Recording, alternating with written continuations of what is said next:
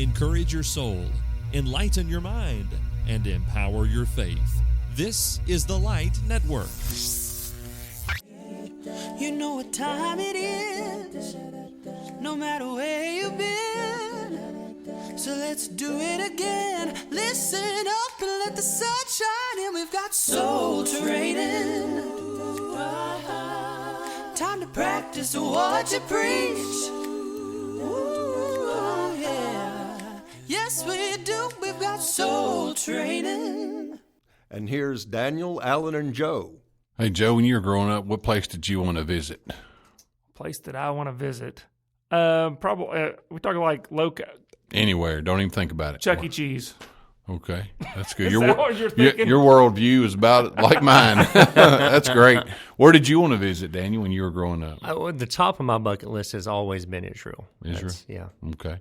Well, I'm a kid. I say it all the time with the 70s and 80s. And my play, and it's nothing big, nothing funny, but all the TV shows that I watched were being pumped out of California back when I was a kid.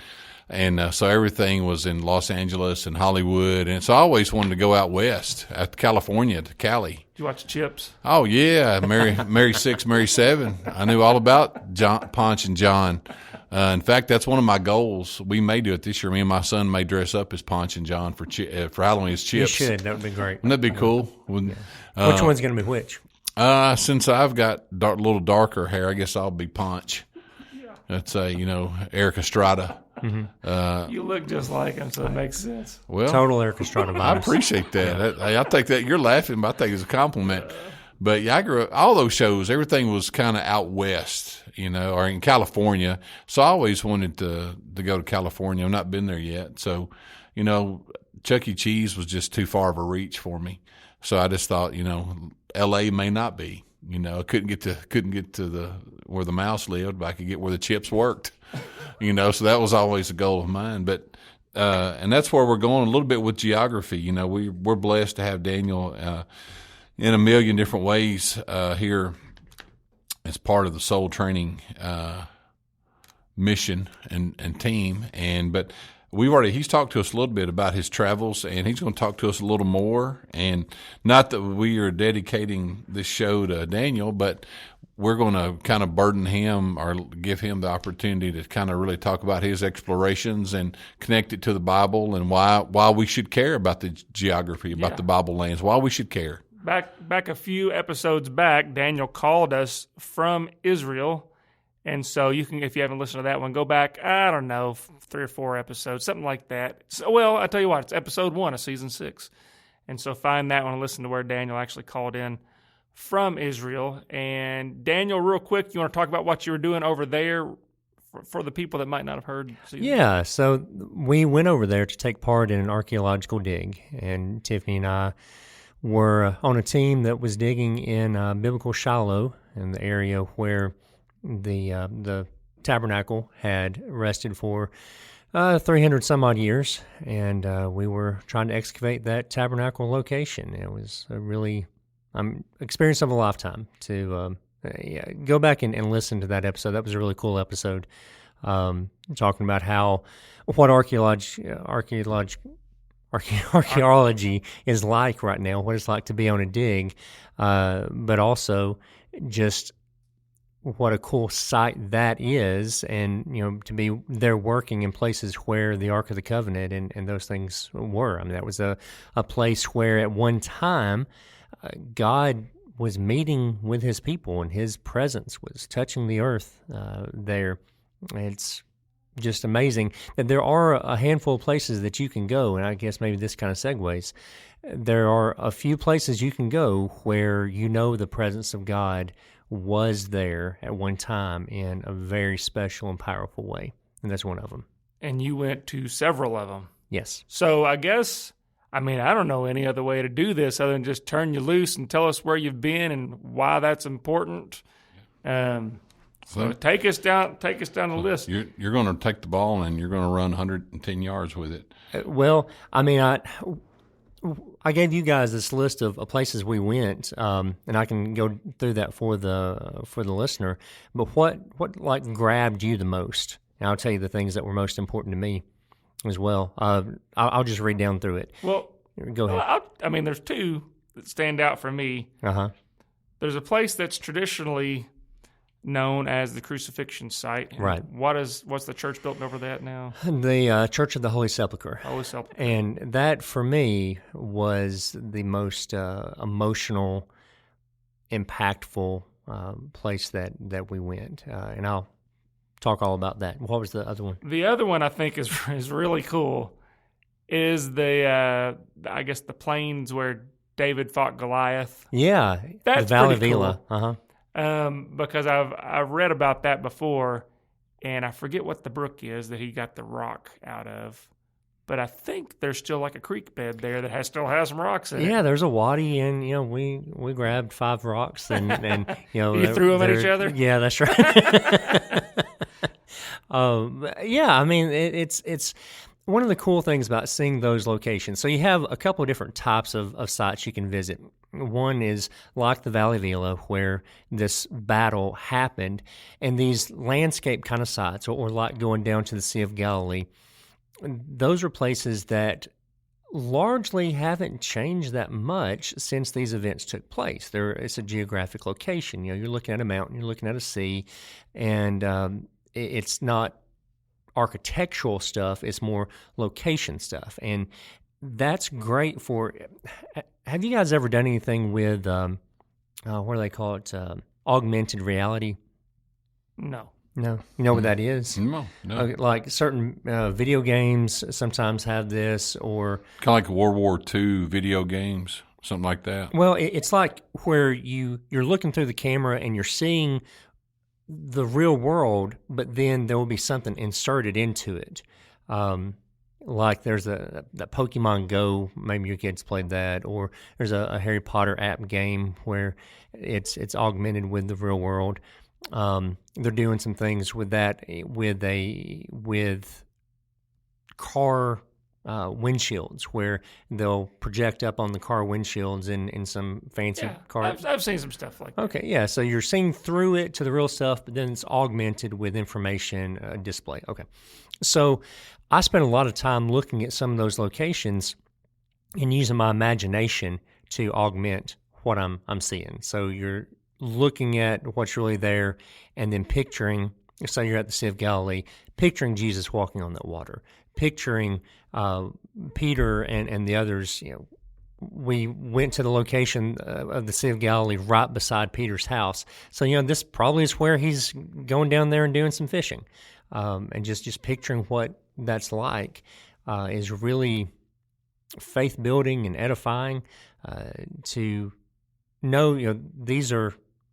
To see the real locations where a lot of this stuff happened really makes the Bible that much more 3D, and allows it to come to life in a way that it didn't before, and it adds all this texture and stuff to how you picture it in your mind. For example, we went to see Mount Carmel, where Elijah and the prophets of Baal had their little showdown. Well, something that I never really fully appreciated was how far away you could see Mount Carmel. Like, you can see it from the Mediterranean Sea over there where Herod's palace is, that area. You could see it from there. On the other side, you could see it from Nazareth, where Jesus, as he grew up in Nazareth, could look over and see Mount Carmel all the time. You could have seen it from Jezreel, where Jezebel's palace was. If she wasn't there on location, if she was back at home, she could have seen this fire coming down from heaven and consuming that altar and that sacrifice. Not only would it have been powerful for the people right there on Mount Carmel, but people a long, long way away could have seen that fire coming down from heaven, and it would have been so public and so powerful. And so just, stuff like that. Yeah. We went down to another super powerful thing for us. I want to get to the Church of the Holy Sepulchre, but we had Sunday morning worship service on the Mount of Olives. And so we're there in the area of Gethsemane. You don't know exactly where Gethsemane is, but we're in an olive grove on the Mount of Olives, and we're having our morning worship. And we're able to, from there, look over and see that this is kind of what Jesus would have been seeing the night of his arrest. And this is the area where he liked to go and pray. So we were praying where we know Jesus liked to pray. We were there near where he would have ascended to heaven. And from there you can look and you can see the area where the church was going to be started there at the steps of the temple not too long from then. You could look and you can see the dome at the top of the Church of the Holy Sepulchre where Jesus was going soon to be crucified and where he was going to be buried not far from that. And it was just a very emotional thing to be able to visualize all those things. Taking the Lord's Supper while looking at all that stuff was incredibly powerful. I highly recommend anybody take that trip if they have the opportunity. So, I mentioned the Church of the Holy Sepulchre, and something I didn't realize either was just how close Golgotha, where the cross would have been, was to the Joseph of Arimathea's tomb. Like it was really close together. And so it makes sense. It wouldn't have been super suspicious for Joseph to have come and said, can I have the body of Jesus? Yeah, I've got a tomb right over here. It's right there. Yeah. Let me just go ahead and do that. So they were very close together. And so as you go and visit the tomb of the Holy Sepulchre, which most people think this is where it happened, there's also something Church of the Holy Sepulchre. Yeah, what did I say? Tomb. Church of the Holy Sepulchre. Yeah, thank you. There's also a place called the Garden Tomb, but most people, while that's more aesthetically pleasing, most people don't think that's where it happened. They think it was at the Church of the Holy Sepulchre. Anyway, it's tucked away like down this alley in the old city of Jerusalem. It's fairly inauspicious, comparably speaking. I mean, there is some people complain about gaudy things there, but I've seen some of the cathedrals of Europe, seen Notre Dame and things like that. Man, those things are so much bigger and more ornate and all this stuff than the Church of the Holy Sepulchre is. You go back, it's tucked away. There is this church building built there, but it's, I think, relatively modest compared to a lot of church buildings that I've seen, both ancient and modern. You know what I'm saying? Mm-hmm. So you go, and then you walk inside, and immediately up to the right are some steep stairs. And you ascend those stairs, and they don't know exactly where the cross sat, but it would have been somewhere in this area of Golgotha. It's a stone quarry, basically, is what it is, in this big rock outcropping. So they have it set up where you can... the church is built on top of a stone quarry. Yeah. Gotcha. Yeah. And so they have it set up where some of the rock is exposed, would have been a good place for the cross to be, and you can reach down and you can touch that. You can touch that rock. But then you go back down, and then since you don't know exactly where that is, you just are imagining. But you go back down, and there's this slab that's laid out that they feel fairly strongly that's where he and others would have had their body laid to be prepared for burial. They're going to lay it down there and wrap it up and do all the stuff they do before they put it in the tomb. And so you can go and you can touch that, and you can just. We went right before closing time, so we had the place almost to ourselves. It was really quiet. It was great. We didn't have a lot of time, but it was quiet, and I recommend that as well. So, I was able to look at that slab and just visualize the body of Jesus having just paid the penalty for my sins. Beaten and broken and bloody and all of that. I know his bones weren't broken. That's not what I mean by broken, but his body was broken, right? Anyway, so just to visualize that there and to believe that his body actually touched that. Gruesome scene. Right, sure. And then you can go into the tomb. And this was an area where... Is it the same site there? It's all at the same site, all within the same... So it's close enough they built one building over all of it. One really big building over all of it. Yeah, that's right. So you go, and then where the tomb is, there's this edifice that's built around it. It has suffered some damage over the years and stuff like that. But now this is the place where they hurried us. They only gave us a minute in there. We weren't allowed to take cameras in that area. How come? I don't know. We can take pictures everywhere else, but they asked for us not to take pictures in the tomb itself. So we go in there. So you went in the tomb? Went in the tomb. Wow. Went in the tomb. Happy to say it was empty. Still empty. Still empty. Slab in there where his body supposedly would have laid, and that's exposed. You can touch that. They have glass around where you can see through to the raw rock here and there. I mean, in my mind, I can't think of a greater treasure on earth than the empty tomb of Jesus. And you might can think of something else, but I can't think of anything else that would be really of more value. That's really amazing. Yeah. Skeptics are going to say, well, how do you know that's really they built a church there. How do you know there's just not a money-making scheme? Or how do you know that's the place? Right. Well, I mean, that's a great question. There's been a ton written on it, and you're going to ask that same question about all the things that all of the so-called holy sites, or really any archaeological type of site. How do you know that's the place? And there's going to be different categories of evidence. Some of it's going to be documentary evidence, like there's ancient writings that describe a place, describe a location, and you go to that location and you see something that seems to match the description. Well, that's a pretty good reason to think maybe that's what's been talked about.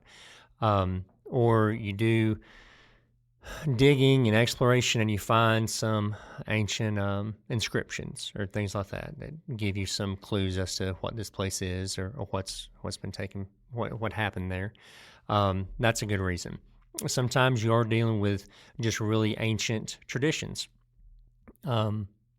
Sometimes when you're dealing archaeologically and looking at so-called holy sites, one real key is there evidence that there was early veneration at this site? In other words, were there church buildings, or at least were there shrines? Were there things built that indicate this place was special? That's what I was going to say. In my research, they would build very early on a church, and then they were talking something happened 2,000 years ago. Yep. That church might last a couple hundred years, and something happened. Then they don't just leave the site; they build another church right on top of that one. Exactly. And then another one right on top of that one. So you go down through the levels, and just common sense tells you, well, even if you don't know what happened there, something happened there because they keep building churches on top of this one place. It's a special place. Yeah. You do that along with tradition and all the other things like the Bible tells where a lot of these places are if you just read it. Yeah, that's right. Put it all together. You can be fairly certain. I know there's some skepticism even amongst members of the Churches of Christ. Well, yeah, but we don't know. And at the end of the day, it doesn't really matter. Mm-hmm. I'm not going to be saved based upon if that's really where David and Goliath fought. Right. But we do know it was on earth, and we can figure out by the description and by different means that, they didn't stick a sign up down there, but we're like 99.9% sure it makes sense for it to be the place. Exactly. Just validation. I mean, I haven't, I haven't traveled like you have or you, but I've gone a few places. I mean, I kind of lower it down for, like, say, a national park, or say, we're in Kentucky. So President Abraham Lincoln was born in Hodgenville, less than an hour up the road. And it's nice to know that we can go to the place, if you're into history, into politics, maybe you're a fan of Lincoln. I don't know, or if you're not, but just to say that this is where this was his origin. It's, it's a little more. You can go see that childhood home. You can see that spot where he almost drowned when he was a kid. And it kind of motivates you to kind of dive a little deeper. And no one questions that. Right. No one. No church is built on top of Lincoln's birthplace over there either. It's last time I went, it's just a field. But there is a monument a little bit of ways, but where his boyhood home was. Have you been out there? It's the middle of nowhere. I have not. Okay. Well, I have. We'll talk about it later. You mentioned a second ago, too, I want to come back to this. You mentioned Peter's house kind of in passing. Yeah. How you know that's Peter's house? Okay, so first of all, where is it? Okay, it's in Capernaum, and it's a really cool location. That, too, is one of those things where those early signs of veneration was a clue. So you got this this first century home that has been built, and like shrinery has been built around it. Yeah, so people very early on were like, that's a special place. And it's first century because of? Well, building styles, pottery that's found there, just all those archaeological So you clues. can be certain of the period. Right, yeah. And then it's located, another really cool thing about Capernaum is the synagogue that was there at that time. There's an ancient synagogue that's sitting there. The foundation of that synagogue is still that first century foundation. Now, the synagogue that's been built up from that foundation also is ancient and in ruins, but it's a little bit later. But it still gives you a great idea of what's taking place there. But you can still go and you can stand on that foundation. And that's where Jesus was.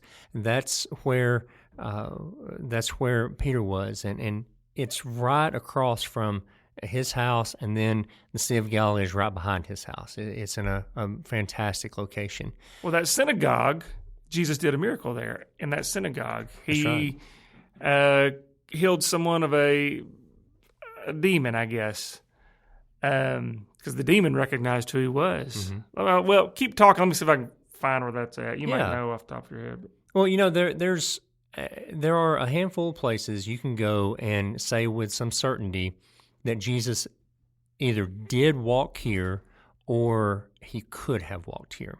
There's first century surface there. So there, in that area, the Sea of Galilee, certainly he walked on that, and it's the same sea as has always been. And so you can get down there and know that's not altered all that much, and you can really picture these events that happened on the Sea of Galilee.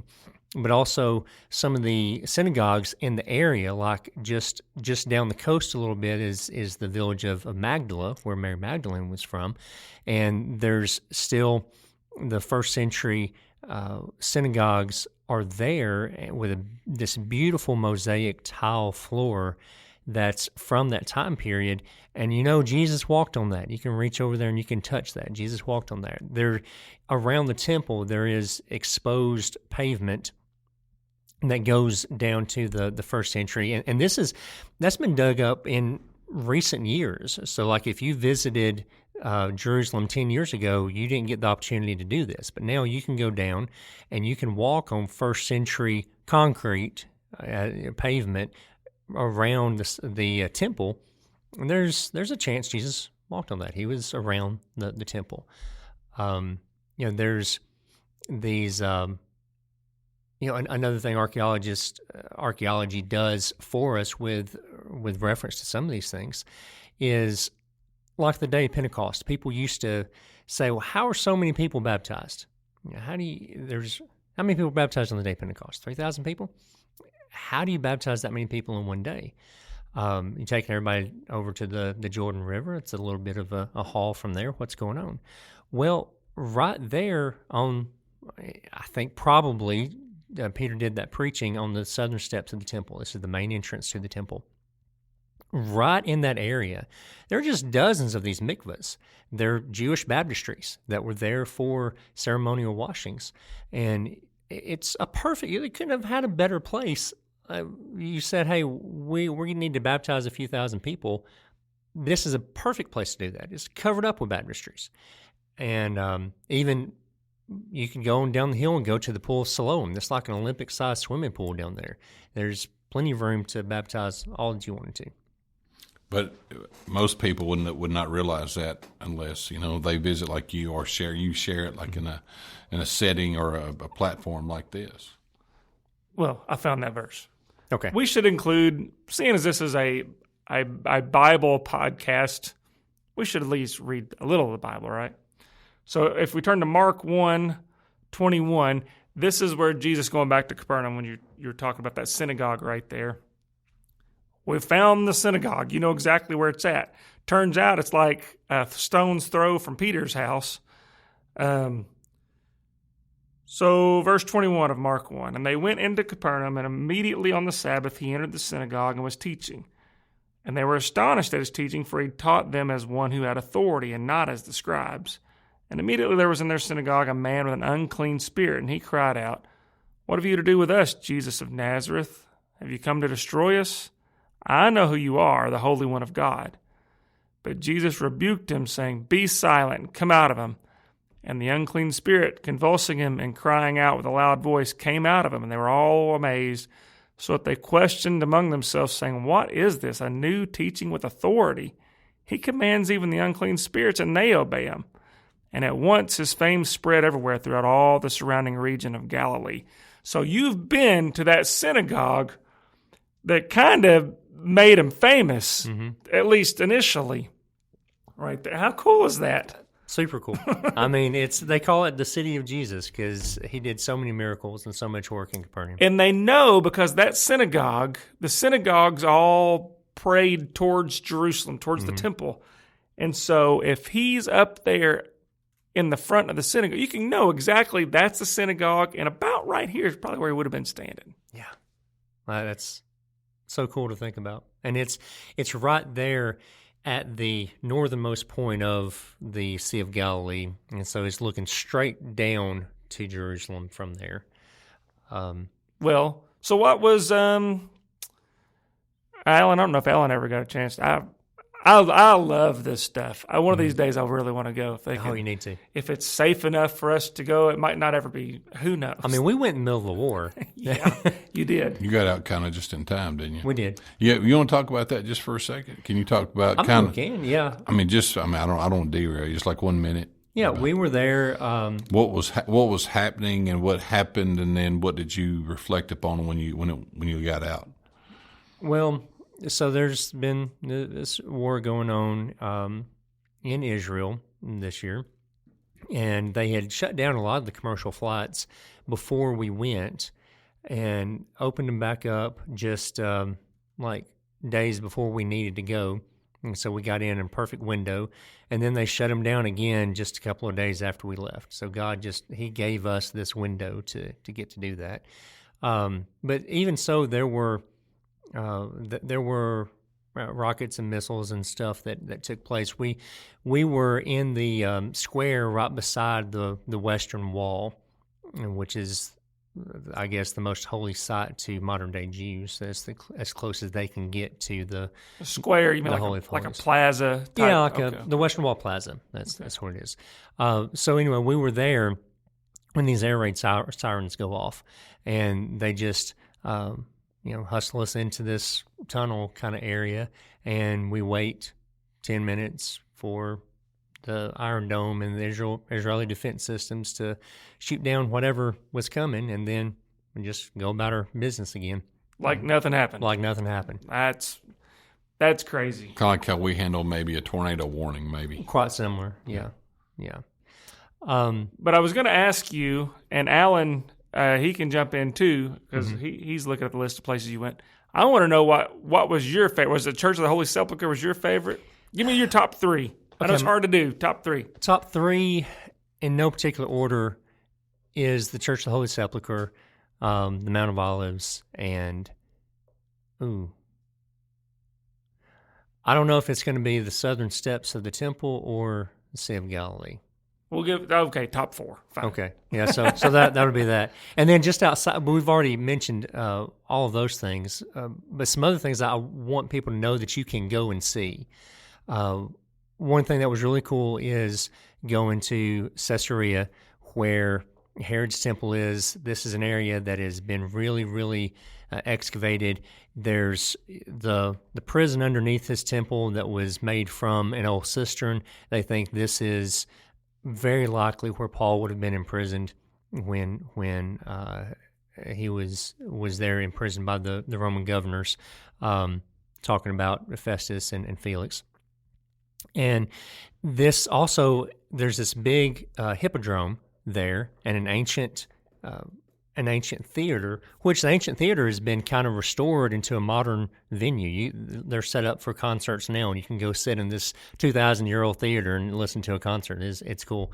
But so there in that hippodrome, possibly in the theater, but one of those two locations, that's where Herod, when he's standing there and the people are crying out, the voice of a God, not of a man, and he's stricken with the worms, that happened there. Oh, wow. So you can see where that happened.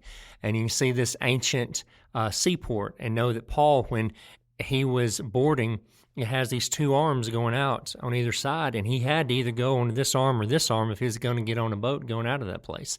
And he did. And so you can see that and picture it.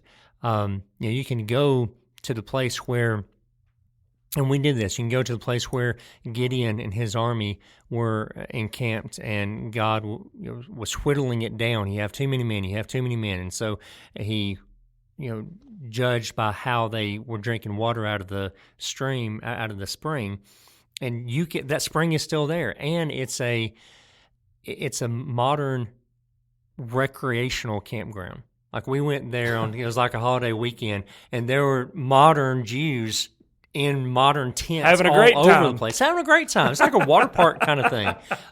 And so we really had to struggle to frame this to take pictures like we wanted to that didn't show all that.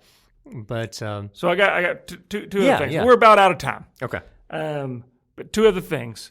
One, did you get to go to the well, Jacob's well, where Jesus had talked to the Samaritan? Because that's there, and you can drink out of the well. Mm-hmm. It's still a well, and it's apparently a deep one. Okay, well, bummer. Yeah, we didn't get Next time. So many cool things that we didn't get to do. Maybe next time. Like the Dead Sea. We didn't get to go in the Dead Sea. To float around out there. And the second thing is, why does all this matter? Yeah, I think it matters because it emphasizes that this is real stuff. Like Alan was talking about, you go and see Abraham Lincoln's home, it just emphasizes he's a real historical figure. There's things that are connected to him. And when you read about these places in the Bible and these events... It makes it come alive. It makes it come alive, exactly. And it just really solidifies in your brain, this stuff is real, and it's knowable, and it happened, and it's not... And it's accurate, because the things that... Well, it makes sense, like you were just talking about where Jesus died and the tomb. I don't know. In my mind, I always thought, well, they probably took him across town somewhere out in the county. Yeah.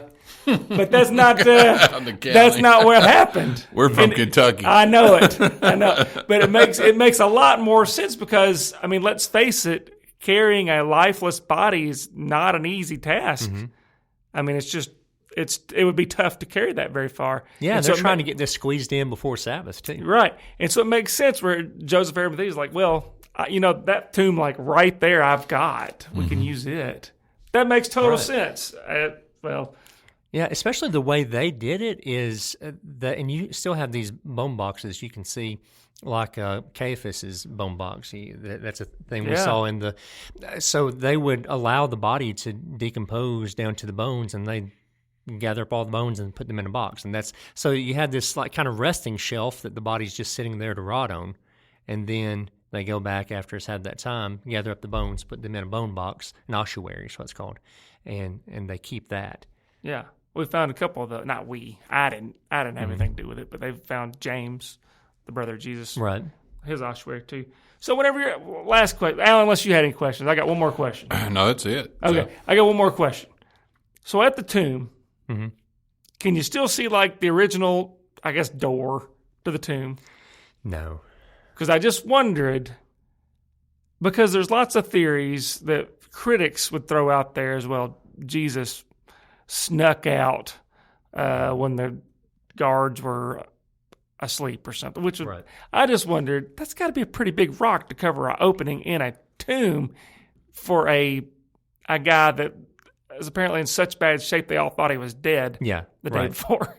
You know, Exactly. not to mention he hadn't eaten in a few days because he laid in there for 3 days. Oh, so none of that makes any sense. And I just wondered if whenever you were there, if those kind of thoughts went through your mind as he had to have done what he said he was going to do. He had to Yeah. have. Well, and I mean, you're talking about the swoon theory, which has largely been discredited. I don't think many people believe that anymore. But that idea that he did sneak out like that, nobody that saw the resurrected Jesus was like, man, that guy looks like he's.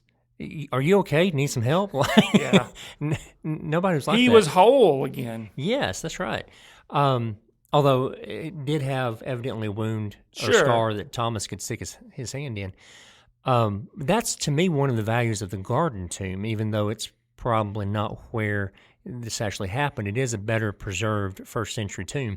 And so you can go there and see that big stone in the opening and imagine better what that part probably would Well, have looked yeah, like. it's likely it would have looked like that. That's Yeah. that's how they were doing tombs back then. It's like if Exactly. you look at houses right now, well, they're all gable houses in this country. But we're pretty much out of time. Is there any parting word, Alan? You've been quiet over there. Well, I know this is your jam. I love it, man. I love it. Yeah, I can't stop you. I just only can contain you, contain you a little bit. So I know it's what you're like, and it's interesting to me. I'd like to grow my understanding and knowledge, and this allows me to do those things. But we all have our I wouldn't say our forte, but our interest, and it's all very interesting to me. You know. So Did you ever watch Indiana Jones? We talked about that last time we talked archaeology. No. Never did. well, There's one guy that you were with that I really hope we can get. He would be awesome. He would love to come. I want to go ahead and drop his name. Give it to me. Gary Hill. Gary Hill, yeah. Positive. I used to see. this, I used yeah. to watch Gary Hill on the Gospel Broadcasting Network, and you could tell that's woven in him. I mean, and I'm thankful for that. I mean, it takes people like you and Gary who have been there and done that, and that create the understanding and to help ignite, that for me. But no, I'm not. I just want to let you and Daniel go. So All right. I tried to interject and kind of help nudge you along every now and then. So one thing, Daniel, is why this is important. Christians oftentimes are criticized by having a blind faith. We don't have a blind faith. You saw these places. Yeah. Now, if we were to read some other supposed holy books, Book of Mormon or something, never found any of those places. But you read the Bible, you can go to tons of those places, and they've dug in the dirt and found tons of these characters, for lack of a better word, written. Like there's, they found evidence of Caiaphas. In Peter's house, they had first century writings mentioning Jesus and Peter.